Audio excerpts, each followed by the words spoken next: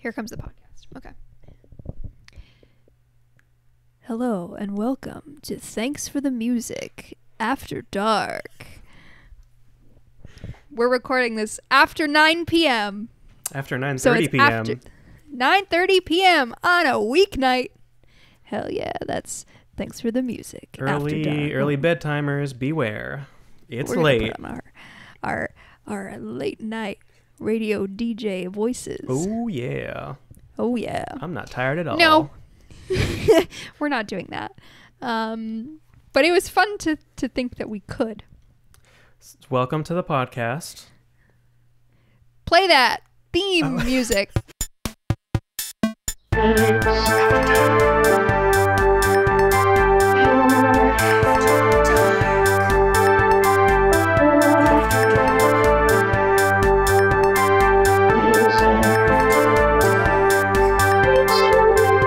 We already played it.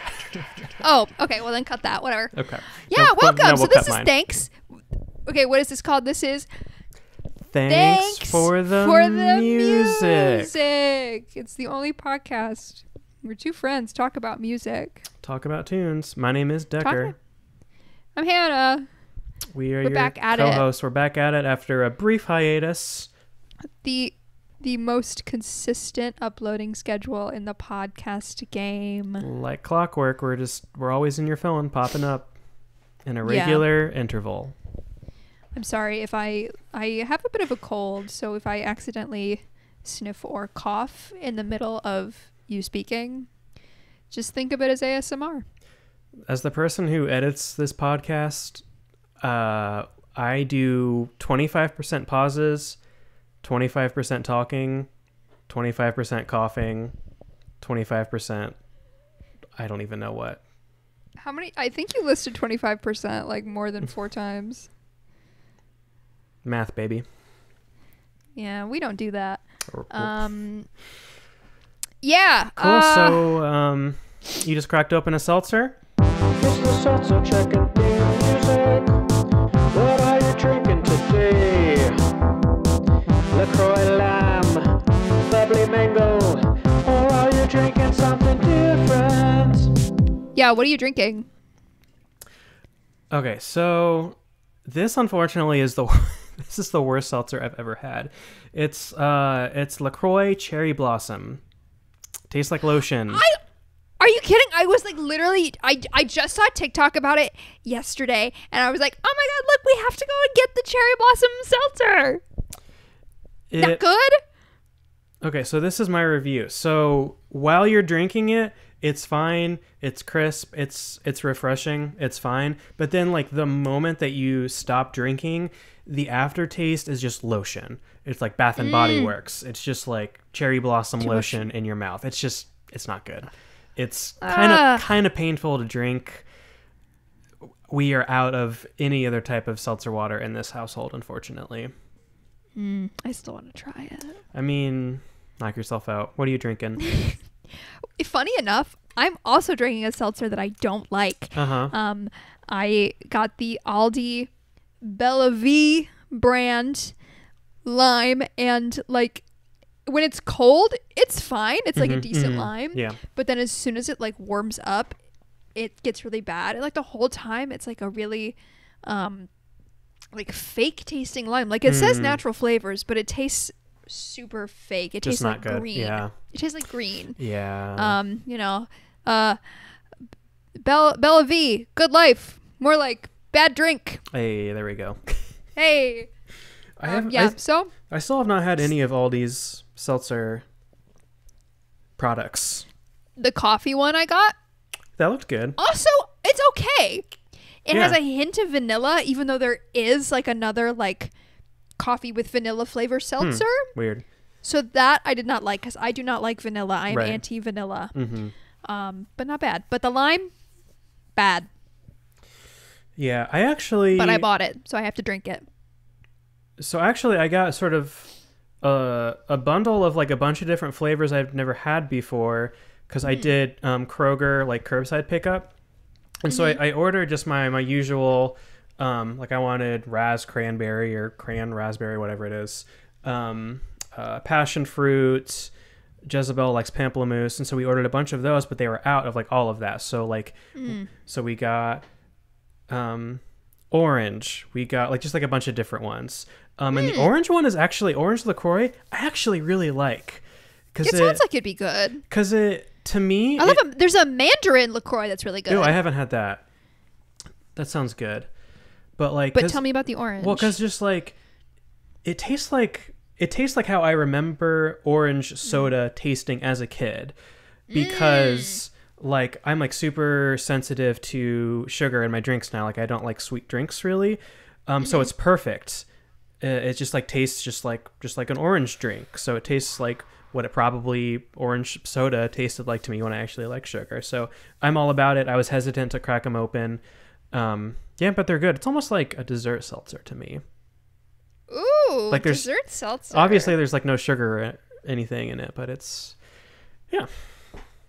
That sounds really good. I love an orange soda, so I'll have to check that out. Maybe, you know what? Maybe I should try a strawberry because I always really liked Red Pop. Yeah, that's a good idea. And like I'm not gonna drink Red Pop now because soda.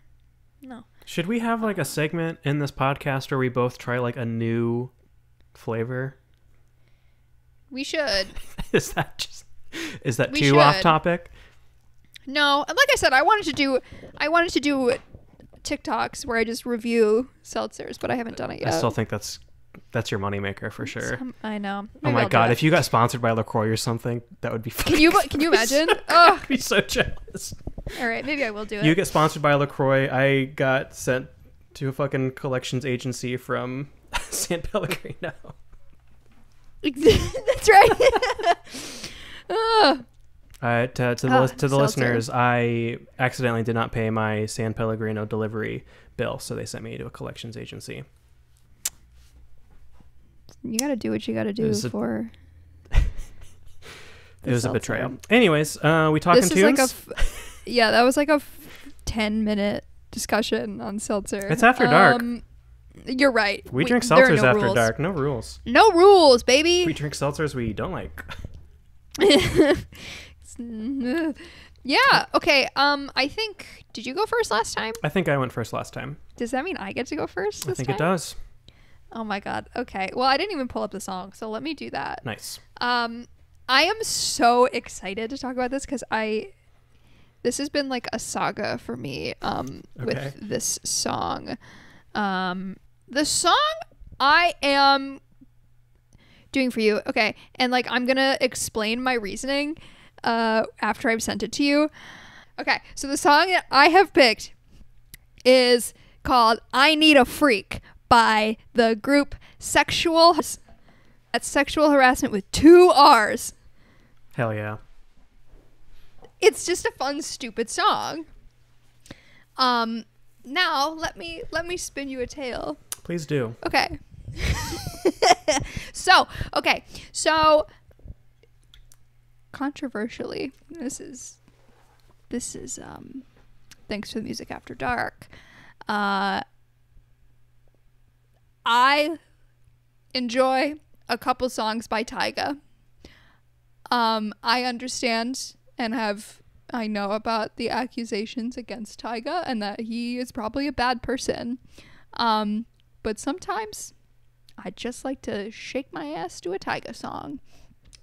So there's this one particular Tyga song. Mm-hmm. It's called Freak. And Megan Thee Stallion's on it. And it's just dumb. And the music video is like based on Blade. And it's just, it's really fun. Mm-hmm. And it's just like a fun little song. And I remember I was listening to it. And there's this beat in it. Because the chorus goes, I need a freak. And I was like, what is that? Why do I know that? That's funny. That's weird.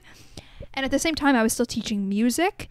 And I would teach like piano, like music, like classical like pieces, but like simplified for like kids learning piano. Mm-hmm. And one of them was probably my favorite symphony of all time, Dvorak's New World Symphony. And the final movement, which is like, there's I was gonna say it's one of the most well known, but really it's the Largo. But anyways, the final movement, there's this theme in it that goes like ba ba ba ba ba ba ba ba ba ba ba da da da da da da da ba ba da da da da, and it's really good. And I was like, that sounds like this Tyga song sounds like Dvorak's New World Symphony. Am I crazy? And I brought it to my friends and I was like, is Tyga sampling New World Symphony? And they're like, no, he's not. That's crazy. He probably is sampling My Humps, because it also sounds like there's that line in My Humps, the bum, bum, bum, bum, bum. But in the Tyga song, the rhythm was the same as the Dvorak. And so I, like, for a year, I was like, isn't this funny? Tyga sampled Dvorak. Ha ha ha, stupid.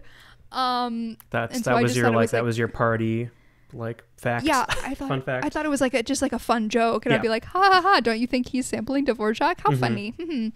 Not that, maybe Tyga's a big classical music. I don't know who that is, but oh, okay. Well, he was dating Kylie Jenner for a while. Okay. If right on. Okay.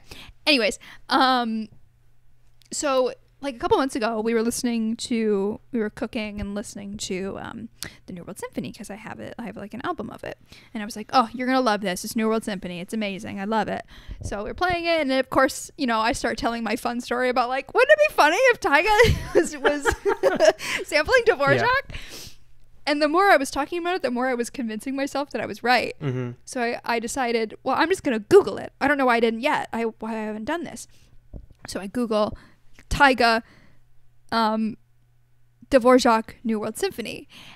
And the first thing that comes up is the Wikipedia page for this song, I Need a Freak, Sexual Harassment. So 2 R's to differentiate. So this song is the connecting thread here, because this song, this 1983 song by this duo, Sexual Harassment, so it was written in 1983, and it references, like, in the very first line of this Wikipedia, it's like, oh yeah, it's referencing Dvorak's New World Symphony, and then it goes on to list all the people that have, like, covered or sampled this song. Someone named Egyptian Lover, Insane Clown Posse did a cover of I Need a Freak, and then of course there's Tyga on here. Tyga is on the list with his song Freak, and also My Humps. So like, there's this long legacy of songs that have that have sampled this song, I Need a Freak, which itself samples Dvorak's New World Symphony, which the New World Symphony is this beautiful symphony from 1893. So, like, less than 100 years later. Did you just feel so vindicated upon this realization? Like, all of the strings along the wall connecting, like, you had it, like, you got there. Exactly. And I was so excited to tell my friends. I was like, guess what, everyone? But so then I was digging deeper into this group, Sexual Harassment. So there's even more here. So Sexual Harassment was composed of 2 different people. It was Lynn Tolliver and James McCants. So they're the collaborators. So the most important person here is Lynn Tolliver. So Lynn Tolliver was like a very famous DJ in Cleveland, like a radio DJ. So he was like a local radio DJ. He was like super famous. He was like known for doing all of these stunts. I want to say, and I need to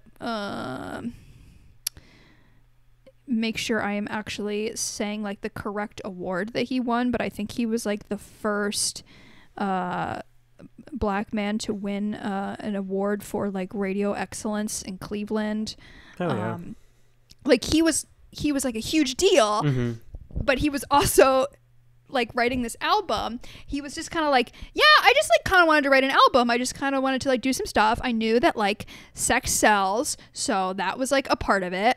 And so like he and his girlfriend like did a lot of the album, and then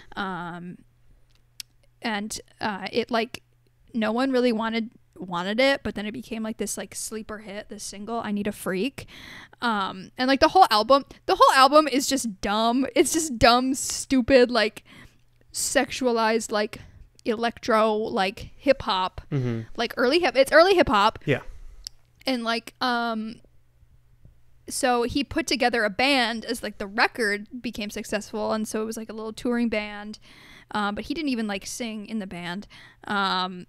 And yeah, so this came out in like 1983. It sold like 100,000 like copies. Dang. Of this like silly song, which is actually I like it. I think it's like a fun like beat, and the lyrics are ridiculous, and like he wrote it like inspired by his girlfriend.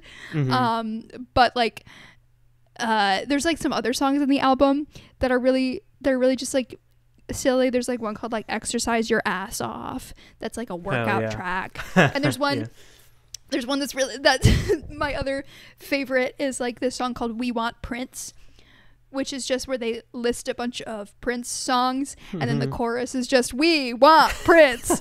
We want Prince. That's great. Set to like beats. And I think I had read that like Kanye had sampled like some of his stuff, like, so this was a big deal. And so there was this huge lawsuit in 2011 about the usage of this song in My Humps, is where like the big thing was, because the other gentleman who was a part of this, he so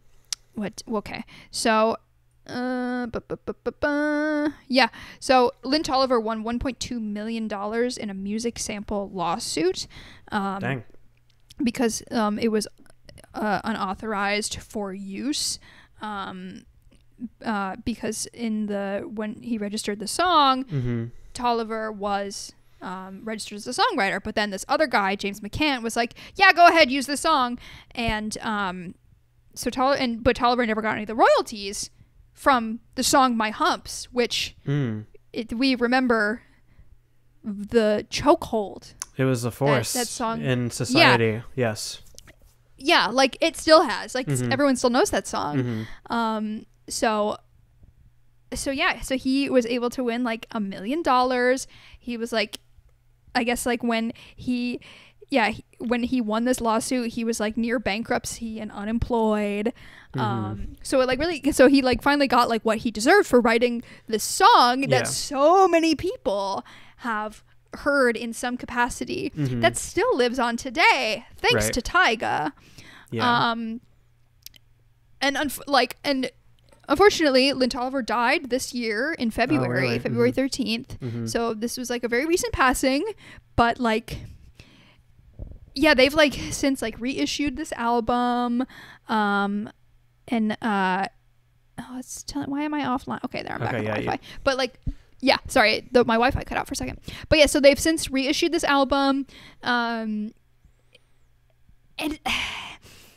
I just love that, one, I was right, and two, that there's this like this fun legacy of this song. And I think, okay, so maybe I'm just like speaking off the cuff here, but like the whole thing with Dvorak was like he like came over from Europe. I believe he was from Czechoslovakia, Bohemia, one of those. But he came over to America, and he like had this whole idea of like what is, American music, because obviously in Europe they had their own like long-standing Western traditions, like for years and years and like they're like held up as the canon and whatever. So Dvorak was like, well, what is that in America? What does that mean? What does like American musical canon mean? And he really was inspired. Like he wrote a lot about and maybe not like in the most like tact way, but he was like deeply inspired by Native Americans and indigenous music and like spirituals. And so like, and he was like, this is what American music is. Like it is based on these foundations, not like whatever y'all brought up from Europe. Yeah. These are the people who are laying the foundations for an American musical canon. And so like a lot of the stuff that then he wrote was inspired by that. I know he the guy's name. He did try to actually go and like speak with the people who were creating this music. He did eventually kind of like, you know, like put it into his own thing and like put it out there. But the fact that I think that he recognized that, I think says a lot. And so then I think it's very interesting that now this music that he kind of felt was inspired by, you know, what he saw as America, this new America in like the 19th century, is now a part of like really culturally significant like songs. A second life in like the sort of like hip hop sampling sort of.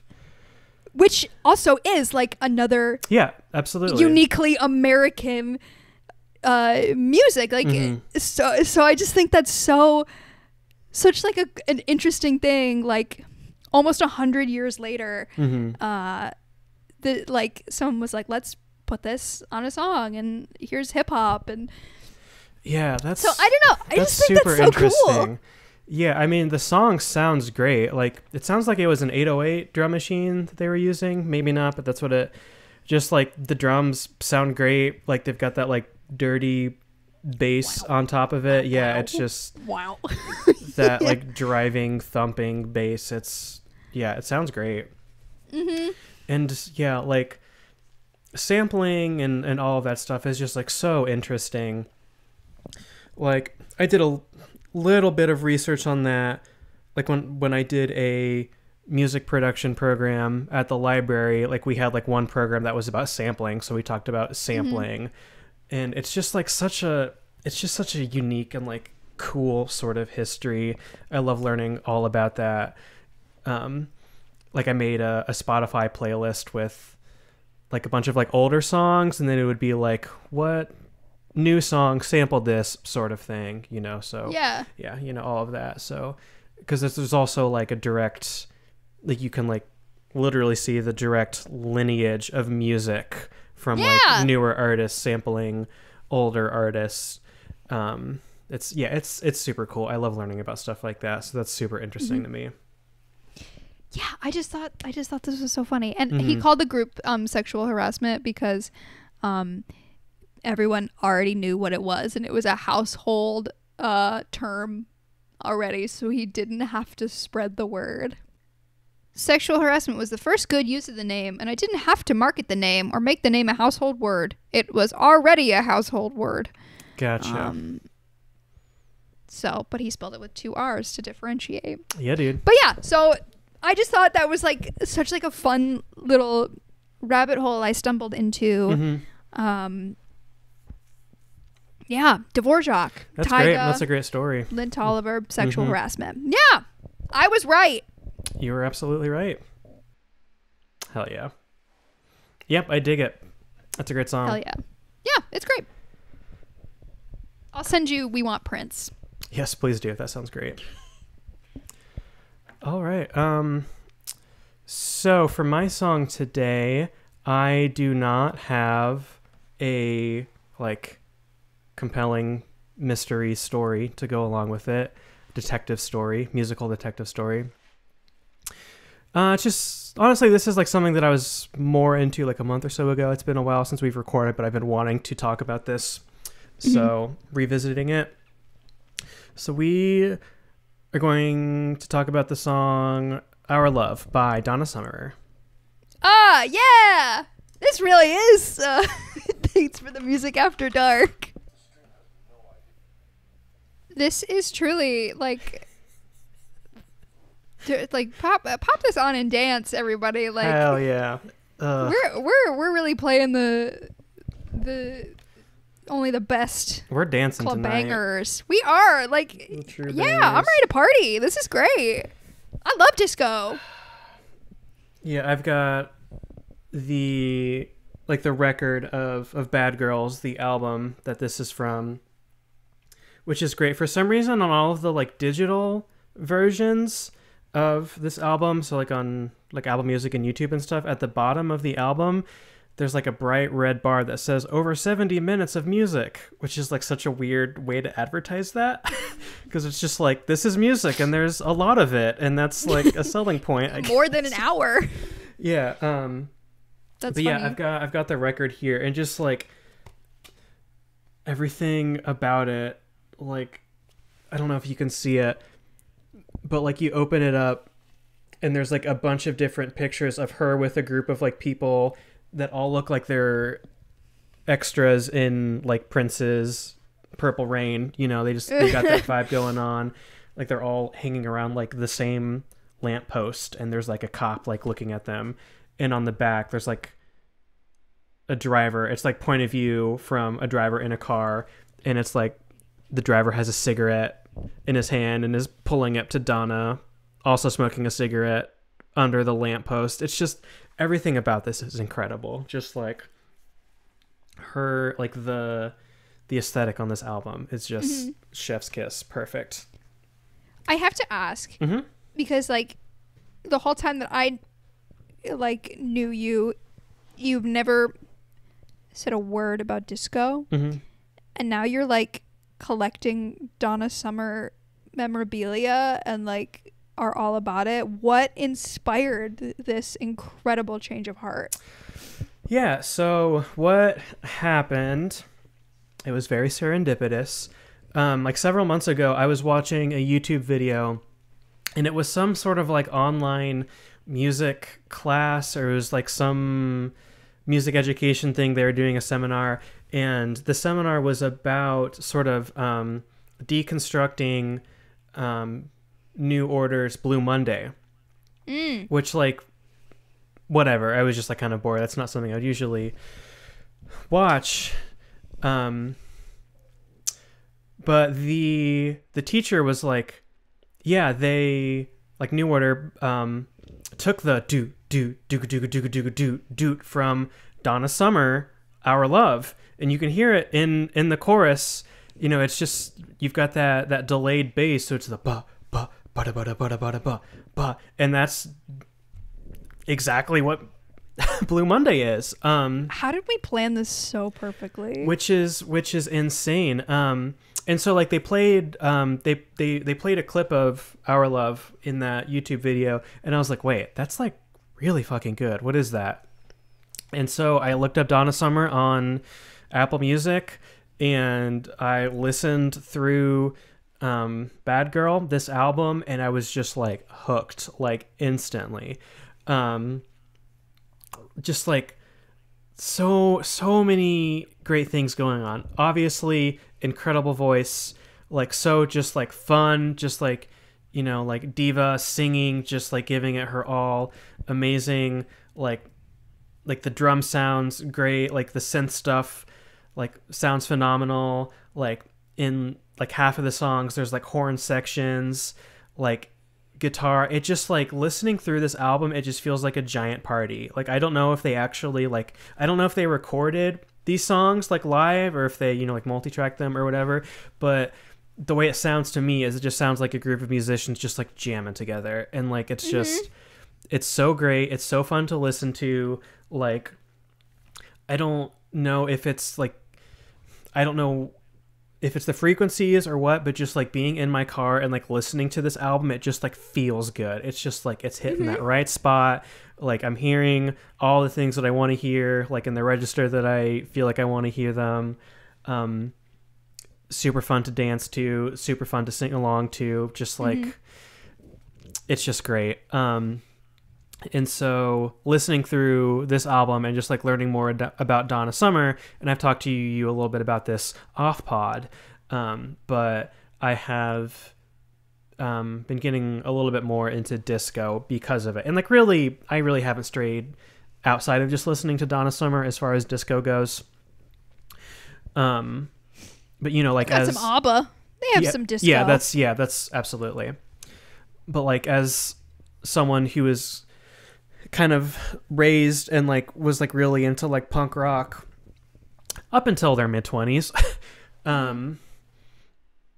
for whatever reason, like especially like the punk rock of like the 80s, like hated disco and was completely in opposition to like disco and prog rock and all of that stuff. Yeah. So I was like always led to believe that like, oh, disco is so bad. Disco is terrible. Like disco, it's like all like rich cocaine people. Like that's, fuck you, punk rock. You're wrong. Like this is amazing. This is so good. Well, did I ever talk to you? I swear to God, I probably talked to you about this.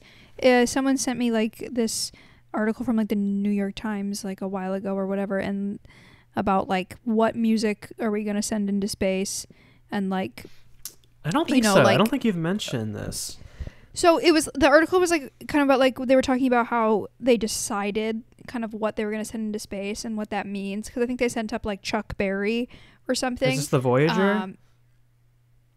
I simply could not tell you that. Okay. But like the article started talking about like, I think it did. I know they talked about John Philip Sousa in there somewhere, because like obviously yeah.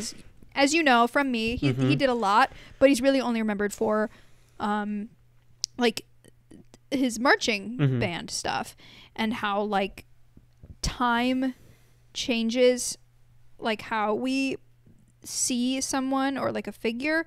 And I think I also could be conflating this article with like a paper that I wrote too, so forgive me. But they were talking about how in the 80s, like they thought that the only like thing really of musical significance was punk rock, because they were like, yeah, like it was this big social movement, like all of that stuff, like punk rock was like the definitive thing of the 80s. But as like, we learn more and more about the history of all that time, the 70s and the 80s and everything, and we realize that like the actual like very deep rich tapestry of like queer culture that disco had, and like people of color and everything, and like it's kind of changing so that disco becomes the thing. Like years and years and years from now, what are people going to remember about the 70s? At first you would say, oh, punk rock, but they're saying like, oh, well, what, maybe they'll actually remember disco. And this is all related to like, why did we pick Chuck Berry to be representative of rock and roll? Like from years and years and years from now, are we still going to consider him like, which we should, but I'll have to find that article. But so I think that's really interesting that you say that, like that you also had this sort of like, you went through this like, oh yeah, 80s, yeah, little punk rock, ooh, but now. Yeah, I mean, it was entirely me just like watching interviews of like Henry Rollins and Ian MacKaye, like the American Hardcore documentary, like all of that stuff, just like talking about how much have I listened to disco like at all prior to this? Like probably I don't really remember anything, so I don't even really know what my conception of disco was. Yeah, and it's really interesting that you bring that up with like kind of shifting focus from punk to disco as far as what we emphasize, I guess, as far as the 70s or 80s. Yeah, because absolutely, I mean, disco, being a huge force in like queer and like queer movements and like for people of color as well. Like, a lot of which in the Midwest that probably ties into what would be like the house movement of like Chicago and all of that stuff, right? Yeah, because I mean punk rock, at least like hardcore punk rock, largely it was taken from the Bad Brains, who were all black men, right? But from there, punk rock was like a largely like white bands making music, right? Yeah. So yeah, and that's how we tend to I think the first thing that comes to mind when you think of like, oh, punk rock band is like a bunch of like angry white dudes. Yeah, at least like of the 80s. So I think the historical sort of significance being placed on that over disco, in light of that, like, racism completely makes sense too. But yeah, kind of like what we were just talking about with like modern day artists sampling older artists, older music. I mean, like here we've got a direct link between disco and new wave, new order, right? Like it wasn't like a direct sample, but it's like literally the same beat. Like they engineered the beat a little bit differently than Donna Summer and her people did. But you have just great music begetting more great music. Everything is derivative. Nothing is original. We are all a part of each other. That's okay. We are. It's beautiful. It's been truly just a treat just listening to Donna Summer and getting super into this album specifically. Mm-hmm. Really the only ones I've listened to. This one, I've listened to one of her greatest hits compilations, and I've listened to a little of Yesterday, whatever the album that I Feel Love is on, which that's a great song too. I remember my parents gave me like a disco CD when I was a child, so I like grew up listening to it, and I've always really enjoyed it, and I like that it's seemingly having like a resurgence. I think so. These past few years, it's really, and like when I say it was like really into disco, it's like I liked the ones that everybody knows. Mm-hmm. But I like exploring it now because it really is, it's such a good genre. It is. And I mean, even when disco wasn't like popularly kind of accepted, like in recent times, I mean, like disco's fingerprints have always been on all over pop music, right? Yeah. Even like Daft Punk released that disco song like Forever Ago with Pharrell. Like it's always like Lady Gaga. It creeps up. Studio 54 has like, it's not Studio 54, is it? I think that's right. Yeah, I always get it. What's the place with the aliens? Area 51. Okay, yeah. Okay, so cut that. Studio 54 like is such like a cultural touchstone. Like absolutely. Disco's amazing. And did you read that article in The Gay Left? I read your essay. I haven't read the article yet. Oh, okay. Well, you should really read that article. Gay Left, I do not remember the author's name, but they talk about, it's called In Defense of Disco. And it's just really good. Like talking about like disco and like the, obviously, and like theory wise, like why it is significant and like where its origins are, and it's just really interesting. I love disco. Listen to Sylvester. I think you would like Sylvester. You probably know what's the song? You make me feel mighty real. That one. Yeah, okay. That sounds familiar.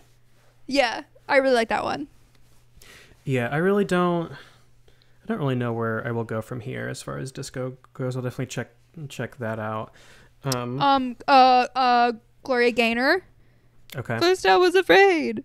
I was petrified. That one's good. I know I have more in my head. And I would love to learn more about your journey. Yeah, I mean, and I don't know. It's like almost embarrassing to like kind of talk about how, I don't know if you could you hear Gigi just now? I didn't know. Oh, okay. She was like, wow. Oh, hey baby. She wants to talk. But on the podcast. Like it's almost embarrassing to talk about how important I used to think that punk rock was as far as like ideology and just like worldview goes, and like being anti-disco is just like kind of the latest iteration of that. Like like 15 years ago, like I thought it was super important that we have like a clear and concise definition of punk rock, and that the punk rock ethos could like really change the world. Like that's not true, you know, like it's just not, like it can be a good sort of like segue into like actually developed like political education, but for the most part you just meet the dead end of being like fuck the government, like you know, and then just it ends up just being like hollow and kind of it's just like a dead. Whatever. It doesn't matter. Donna Summer rocks. I love this song. I love this album. I've got a great Punk is dead. Long live disco. Long live disco. I've got this great Donna Summer poster in my office. She's looking down on me right now, that I got from a record, her on the radio greatest hits record. She's like, oh yeah, sitting on a jukebox smoking like a long filtered cigarette, and it says, "I love you, Donna." Oh, at the bottom of it, Donna, in like bright pink like lipstick font, kind of. Love that. It's great. So yeah, that's been my most recent like kind of big personal musical discovery. That's so fun. What a fun episode. What a super fun episode. I feel like, I don't know what it is. We just somehow know every time that we're going to have bangers. Yeah, we should do After Dark more often. We never planned this. I'll let you know, listener. We never tell each other beforehand what we're going to do. Nope. Oh, do you know what I realized I forgot to do? Forgot to do trivia. Me too. Do we want to do it now, or do we want to skip it? Skip it. Okay. No trivia this week. Okay, well, I really liked all that stuff you said about Donna Summer. I really did. I thought that was really lovely. And I like how appropriately it lined up with my stuff. Yeah, I really appreciate how your story kind of like it's kind of like your experience is like a microcosm of just like sampling and like musical traditions and all of that, with just a touch of like conspiracy theories sprinkled in there too. I was right. You were right. So shout out to Tyga for starting this. You wouldn't like Tyga, I don't think. Like I said, don't know who that is. Do you like Megan Thee Stallion? Sure. Haven't really listened to her, but yeah, I do. Okay. I'll send you the music video for Tyga's song. Just over text, and watch it at your own leisure. Oh yeah. Yeah, so we're not going to do a question. We're not going to do trivia. It's After Dark. It's After Dark. We got parties to go to. Yeah. We're winding down here on the FM radio, the After Dark. Things are getting it. We're turning down the lights real low. Turn all the lights we done. Hell yeah. We're turning the lights down low, and we are getting ready to sign off on another sexy After Dark. Yeah. So we're not doing that. So nope. This is the end of the podcast, I guess. Trivia After Dark. There were really no themes in illegal. this either. No fun themes. I think it was fun. There was like the theme of sort of music history. No, I mean like jingles, like your compositions. That's what I meant. Hey, where's the search function? Oh, there it is. Okay. Sorry, I'm looking up this to send this to you on YouTube. That's all right. I think we have earned an easy episode. I think so too. After, we're getting our feet wet again after our little hiatus. Yeah. Share. What's your name? Decker. Hi, sweetie. Enjoy that. You want to come up here? Yeah, so this, we did it. We did another episode. As always, thank you for listening. Oh. We've got a special guest, Gigi. She's so precious. She's here. But we, as always, we came to the table with two great tunes. Mm-hmm. Learned a little bit about the tunes. Learned a little bit about each other. Yeah. Learned a little bit about ourselves. Amen. Isn't that what music is all about at the end of the day?